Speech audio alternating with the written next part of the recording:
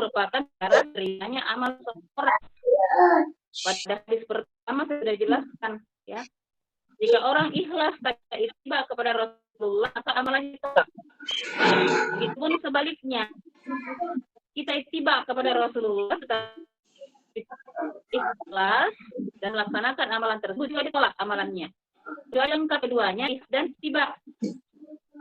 Saya pernah beri contoh.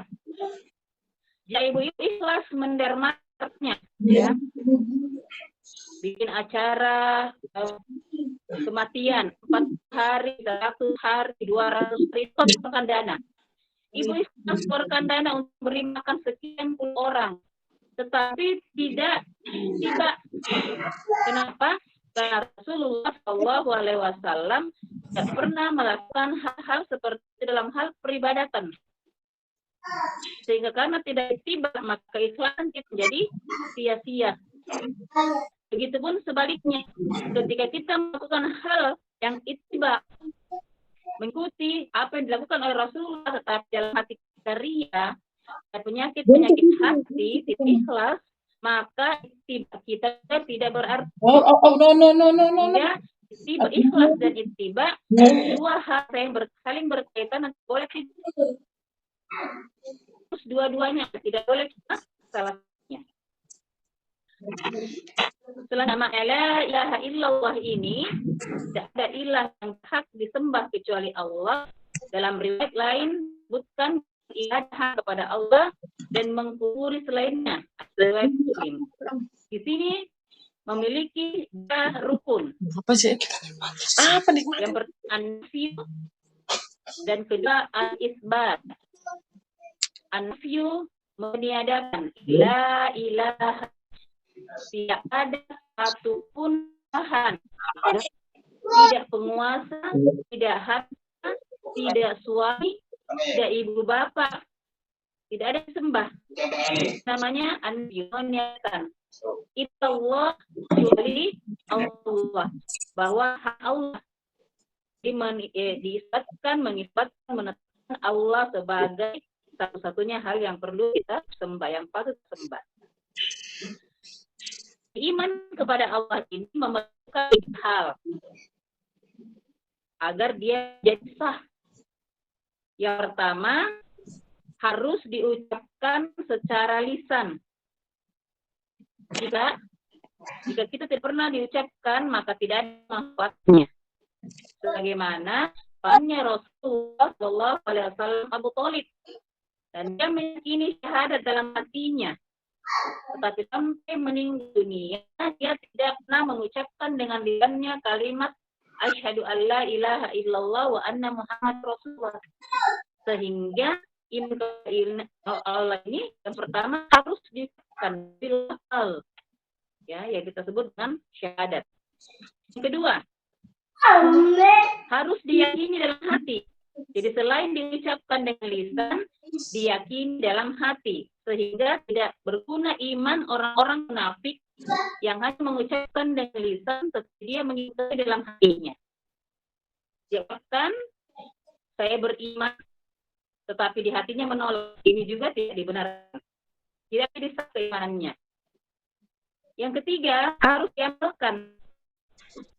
Ada orang-orang musyrik tahu dengan syahadat tersebut, nah tidak amalkan konsekuensinya. Orang musyrik yang dicap musyrik dalam Al-Quran, orang yang sudah menyebutkan syahadat, dia meyakini dalam hatinya tentang syahadat, tetapi tidak mengerjakannya, tidak melakukannya. Maka mereka orang musyrik. Allah Subhanahu wa Ta'ala berfirman Az-Zumar ayat 3. Ala billahi dinul khalis waladina takhadu min dunihi awliya ma na'buduhum illa liyurikuna ilallahi zulfa innallaha yahkumu bainahum fima hum fihi khalifun. Ingatlah, hanya kepunyaan Allah lah agama yang bersih dari syirik, dan orang-orang yang mengambil pelindung selalu berkata, kami tidak menyembah mereka, melainkan mereka mendekatkan kami kepada dengan sedekat-dekatnya. Sungguhnya akan memutuskan di antara mereka tentang apa yang mereka perselisihkan padanya. Sungguh Allah tidak menunjuki orang-orang pendusta dan sangat ingkar. Kita menganggap diri mereka itu kotor dan mengharapkan orang-orang soleh yang meninggal. Ya, ini bentuk kemusyrikan yang kita lakukan. Dan menjadi antara bagi mereka kepada Allah Subhanahu wa Ta'ala. Sebagaimana umatnya Nabi Nuh. Dia gambar-gambar orang-orang soleh mereka, lalu membuat patung-patung soleh mereka sebagai antara menyembah Allah Subhanahu wa Ta'ala. Jadi syahadat asalnya hanya wajib dilakukan satu kali. Namun perlu untuk selalu kita perbarui mengingat banyaknya pembatal syahadat. Maka dalam keadaan ini ada dua hal yang perlu diperhatikan. Yang pertama, iman kita kepada Allah adalah mentauhidkan Allah dalam tiga hal. Pertama, mentauhidkan Allah Subhanahu wa Ta'ala dalam rububiyahnya, uluhiyahnya, dan asma wa sifatnya. Saya ulang, iman kepada Allah dengan mentauhidkan tiga hal, yaitu mentauhidkan Allah dalam rububiyah, dalam uluhiyahnya, dan dalam asma wa sifat. Yang kedua, iman kepada Rasulullah Sallallahu Alaihi Wasallam adalah tauhid mutlak. Rasulullah Sallallahu Alaihi Wasallam sebagai satu-satunya orang pantas diikuti, diambil perkataan dan perbuatannya. Jadi ini inti dari kalimat syahadat itu, ya. Yang pertama, mentauhidkan Allah tiga hal, yaitu rububiyah, uluhiyah, dan sifat. Yang kedua, iman kepada Rasulullah dan mengakui bahwa Rasulullah satu-satunya orang yang pantas ikut diambil perkataan dan perbuatannya. Yang kedua, iqamis shalah dan menegakkan sholat. Jadi dalam Al-Quran itu senantiasa disebutkan dengan iqamis shalah, menegakkan sholat. Maka yang dituntut dari kita adalah menegakkan, bukan melaksanakan sholat. Nah, itu berbeda. Kewajiban sholat 5 hari semalam dan menegakkan sesuai dengan rukun dan syaratnya. Kalau kita melaksanakan sholat, ya sekedar laksanakan saja, dengan tidak memperhatikan apakah sholat itu diterima atau tidak. Semana seseorang pernah diperintahkan untuk mengulangi sholatnya. Jadi Rasulullah SAW satu hari pernah duduk di masjid. Dia melihat seorang sahabat melakukan sholat. Salam, apa kata Rasulullah? Ulangi lagi sholatmu. Lalu dia sholat lagi. Setelah sholat, lalu kata Rasulullah, ulangi sholatmu. Begitu sampai 3 kali. Lalu dia bertanya, ya Rasulullah, bukankah sudah mengerjakan? Kata Rasulullah, mengerjakan, tetapi hatimu tidak bersamamu. Dalam dia sholat, tetapi tidak melaksanakan dengan betul-betul kekhusyuannya, rukun-rukunnya, dan syarat-syarat sholat tersebut. Sehingga menurut sholatnya tidak diterima oleh Allah Subhanahu wa Ta'ala. Disuruh ulang terus. Mengenai orang yang meninggalkan sholat ini, maka pertama terdapat ikhtilaf di kalangan para ulama. Jumlah sahabat atau salaf antaranya Umar bin Khattab, Abdurrahman Auf, Mu'adz bin Jabal, Abu Hurairah, Ibnu Mas'ud, Ibnu Abbas, dan Jabir serta Abu Darda mengatakan bahwa orang yang meninggalkan sholat maka ia telah kafir secara mutlak, baik karena menyukainya atau karena malas. Ya, dalam ada katakannya, mereka ketika berdiri untuk sholat mereka berdiri dengan malas karena terpaksa.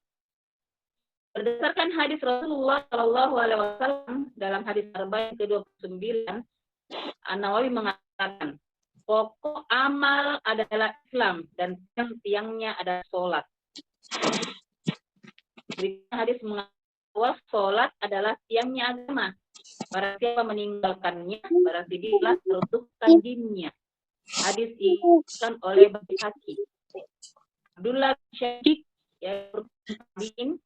yang mengabarkan bahwa ada para sahabat Muhammad SAW tidak memandang sesuatu amalan jika ditinggalkan mengakibatkan kekufuran kecuali sholat. Tidak ada yang ditinggalkan akan kekufuran kecuali sholat. Jadi pembeda antara orang beriman dengan orang kafir. Lalu Imam Ahmad dan Ishaq bin Rahuya rahimahullah telah menjadikan firman Allah dalam surah Al-Qur'an 34. Dan ingatlah jika kami berfirman kepada malaikat, sujudlah kamu kepada Adam. Lalu mereka bersujud illa kecuali iblis. Takbar wa kana minal kafirin. Mereka enggan, lalu masuklah mereka ke dalam golongan orang-orang yang kafir. Nah, sebagai kafirnya orang yang meninggalkan sholat, jika tidak sujud iblis kepada Adam, itu dianggap oleh Allah kafir. Apalagi tidak mau sujudnya manusia kepada Allah Subhanahu wa Ta'ala, lebih lagi. Jadi ini dalil yang diambil oleh para ulama yang begitu kuat mengatakan bahwa meninggalkan sholat berarti dia kafir. Umar Khattab radhiyallahu anhu menegaskan, tidak ada bagian dari Islam sedikit pun bagi orang-orang yang meninggalkan sholat.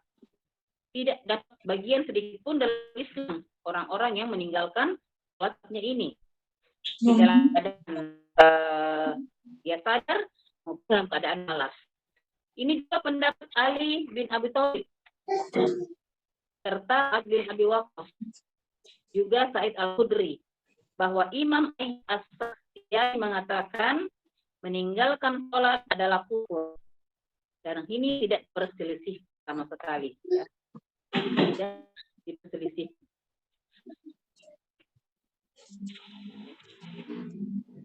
Tapi ada sebagian jumhur ulama, yaitu jumhur fuqaha mazhab, tidak mengkafirkan orang yang meninggalkan sholatnya berdasarkan dalil umum bahwa syirik merupakan pelepas api neraka. Bagaimana dalam sebuah hadis, orang meskipun tidak beramal kebaikan, tetapi diselamatkan oleh syahadat yang pernah diucapkannya dengan ikhlas kepada Allah Subhanahu wa Ta'ala.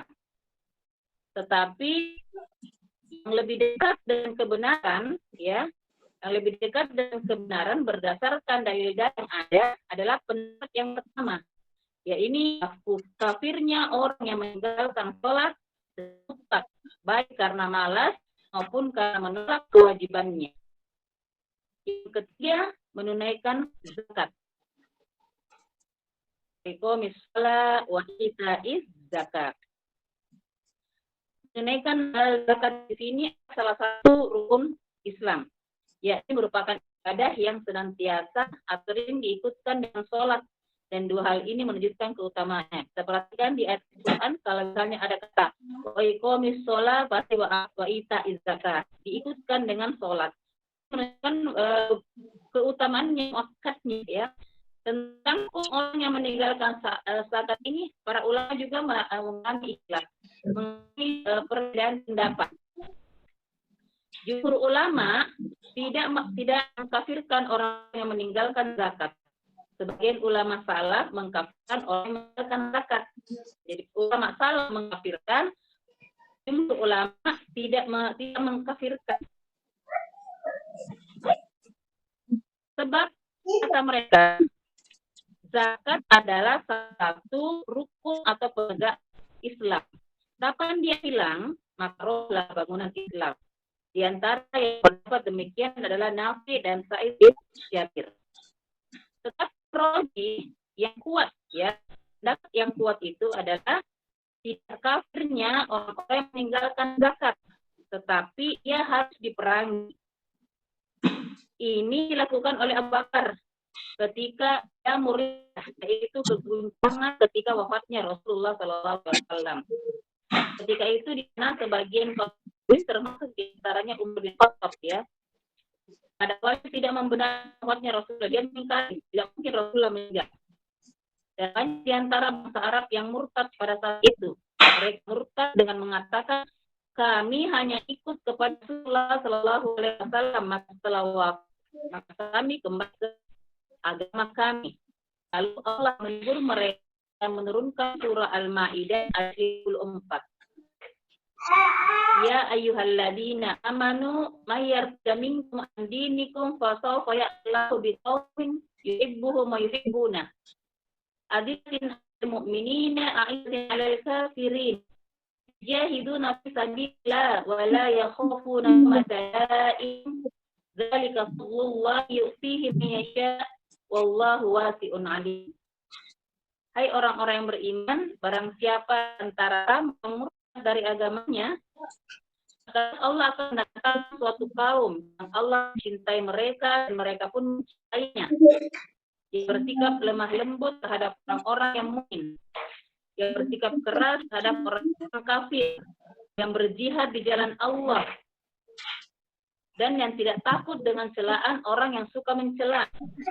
Itulah karunia Allah diberikan kepada siapa yang kehendaknya. Allah Maha Luas pemberiannya, lagi Maha mengetahui.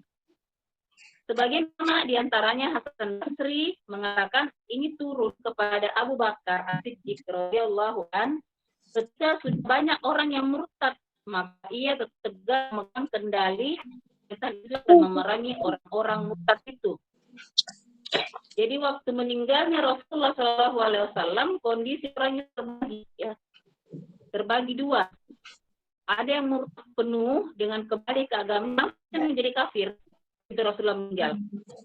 Yang kedua, Islam tetapi menolak sebagai syarat. Contohnya seperti zakat.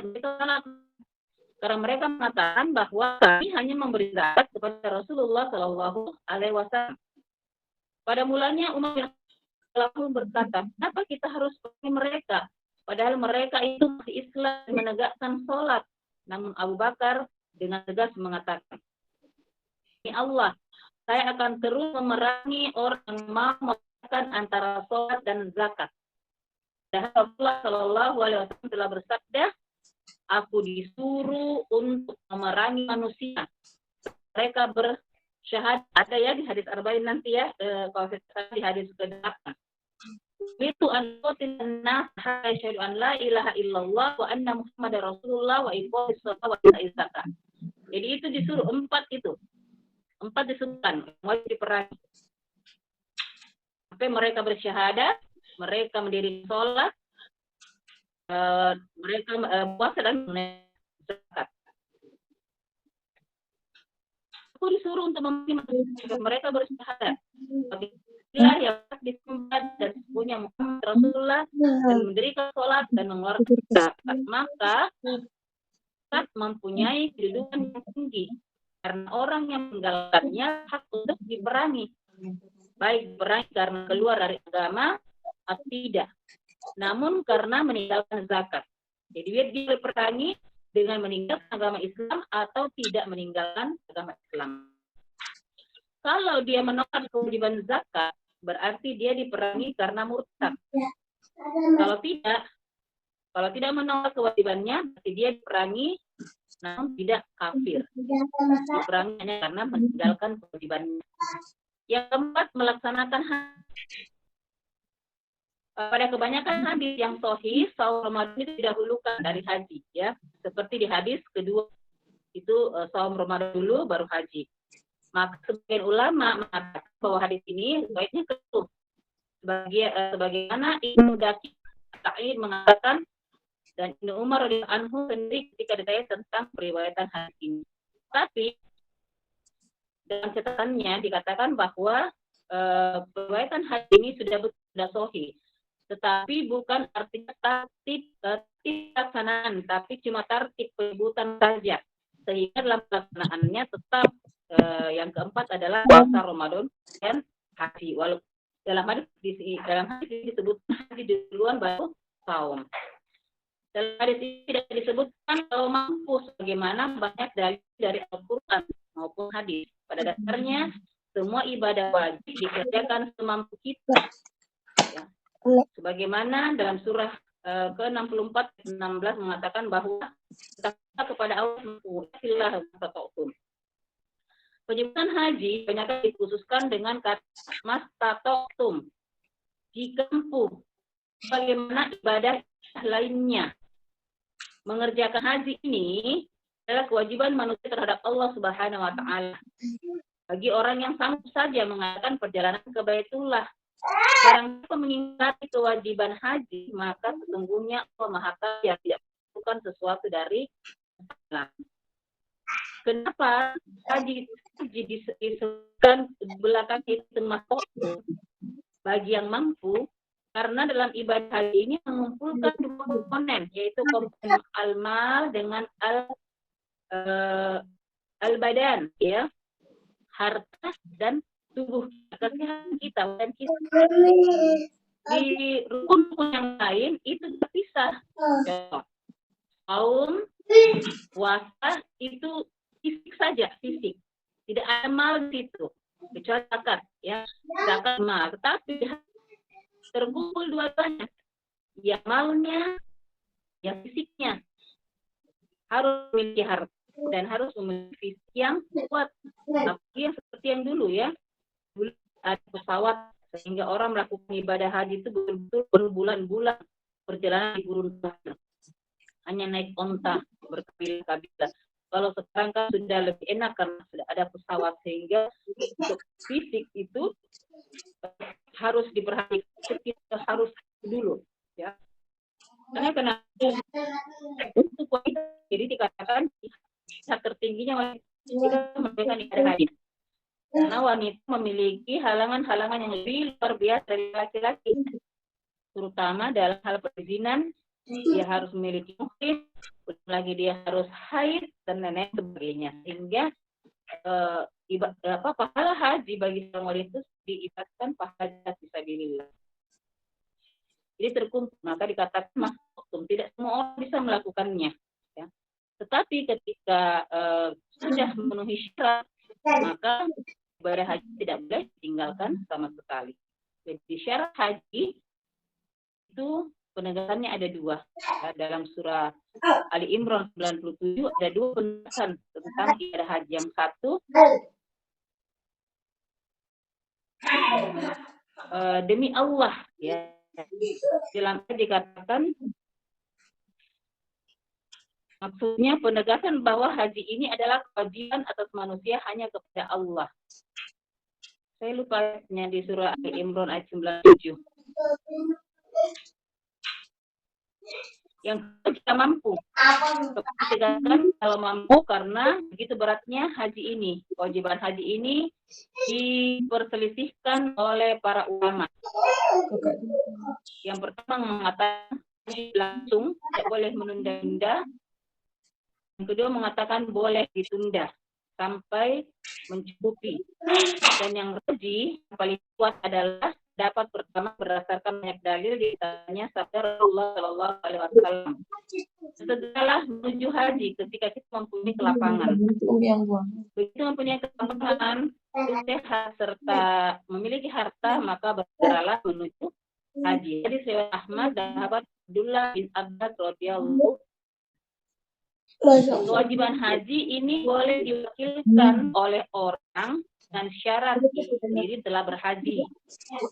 Jadi misalnya orang tua kita mau haji tidak sempat terus meninggal, atau dia sudah sepuh, dia mau mewakilkan kepada anak-anaknya, boleh mewakilkan dengan syarat anak itu sudah melakukan haji untuk dirinya sendiri, ya.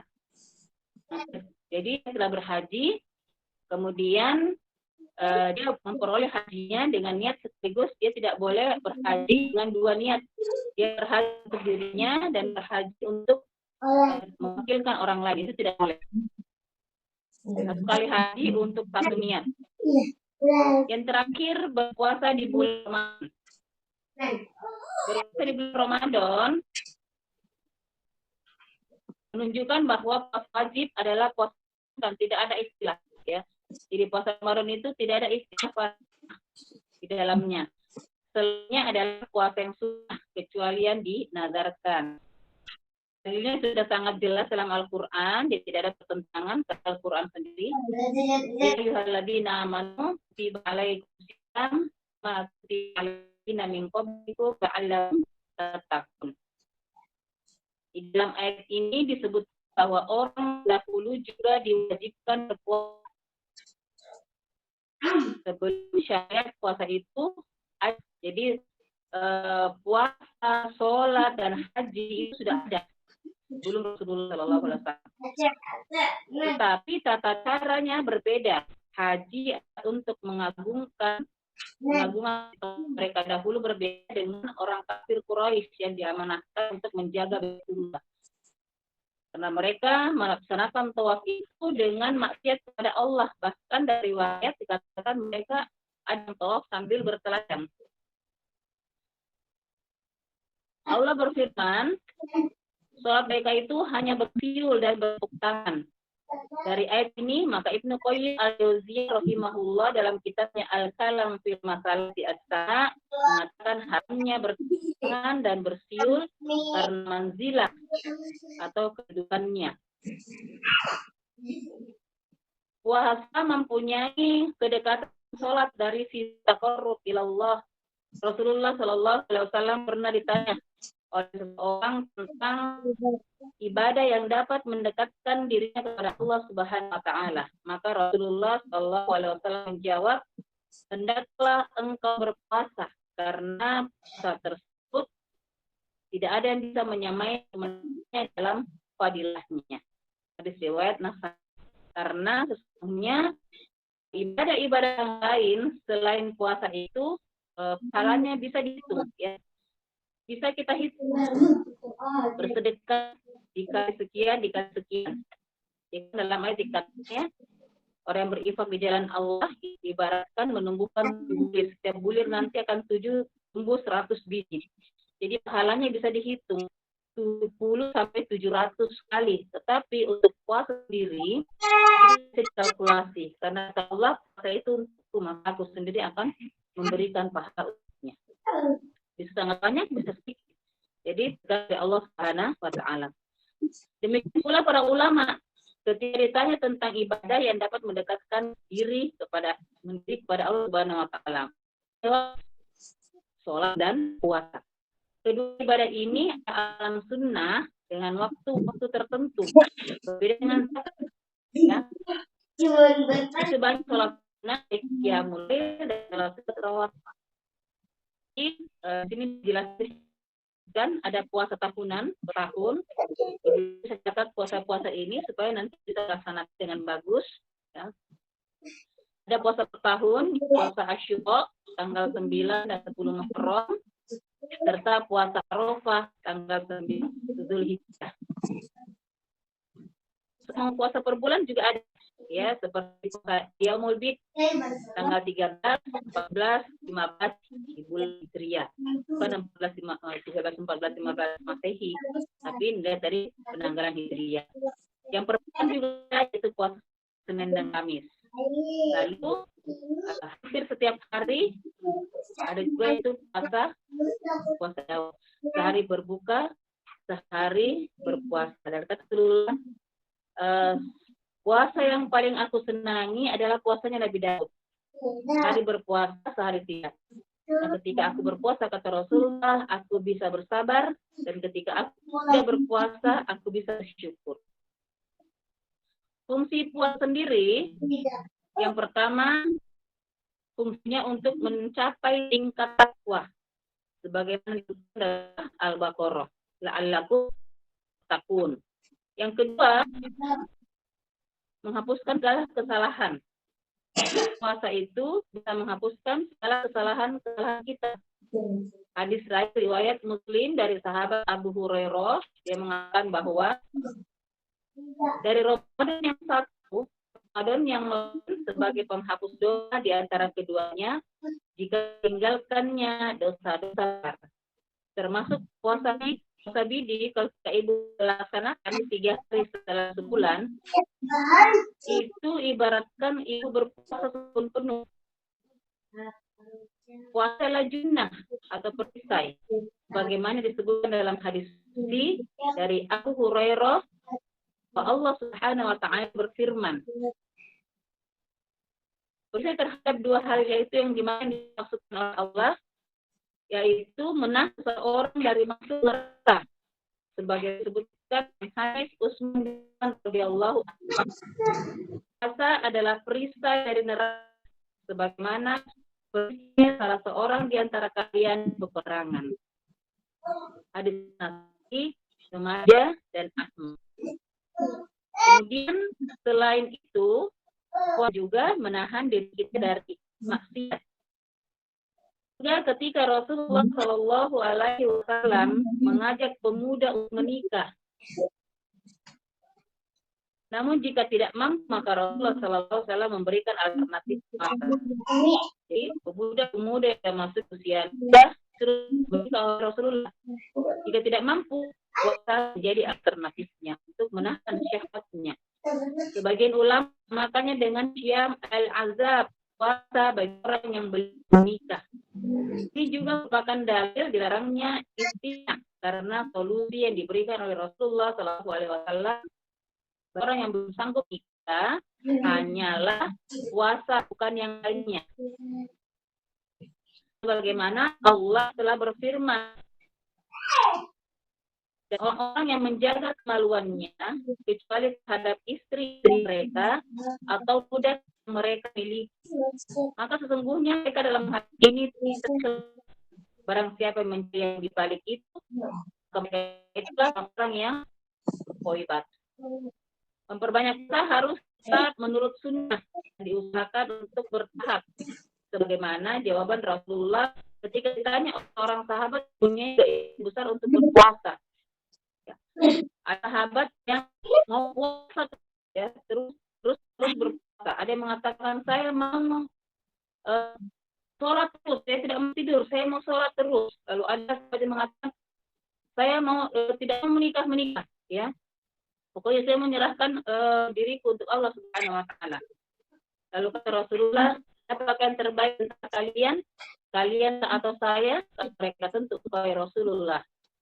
Lalu, saya beribadah kepada Allah dan saya juga tidur, saya juga beristirahat. Ya. Saya juga ibadah kepada Allah terus-menerus, tapi saya juga tidur. Saya berpuasa juga kepada Allah, dan saya juga berbuka. Saya juga nikah. Saya mengharamkan nikah. Sehingga lebih dalam ini juga tidak bertentangan dalam Islam. Nah, yang telah terbiasa dilakukan ketika ditinggalkan akan menjadi pelakunya tercela.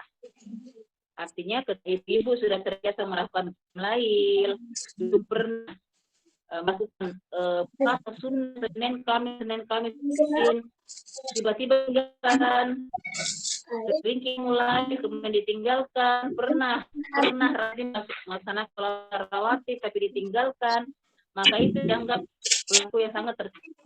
Bagaimana hadis riwayat Bukhari dan Muslim. Dan Abdullah bin Amr bin Al-As berkata, Rasulullah SAW memberitahu pada saya, Hailah,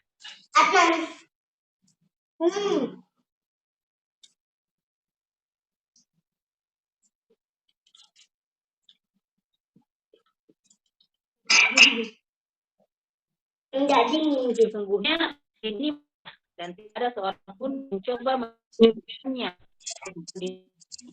melainkan dia salahkan. Sehingga itu berbahagia dari 5 pilar agama Islam ini, hendaknya kita betul-betul mencari ilmu untuk mendalami. Karena kenapa? Banyak dari kita melakukan hal tersebut tidak ya, dia mengurangi nilai-nilai ibadah sholat kita, ibadah puasa kita, ibadah zakat kita, dan lain-lainnya. Sehingga memang perlu. Saya kasih contoh untuk mengetes saja. Ya. Oke, silakan dibuka baiknya yang bisa menjawab. Apa yang dimaksud dengan tauhid rububiyah?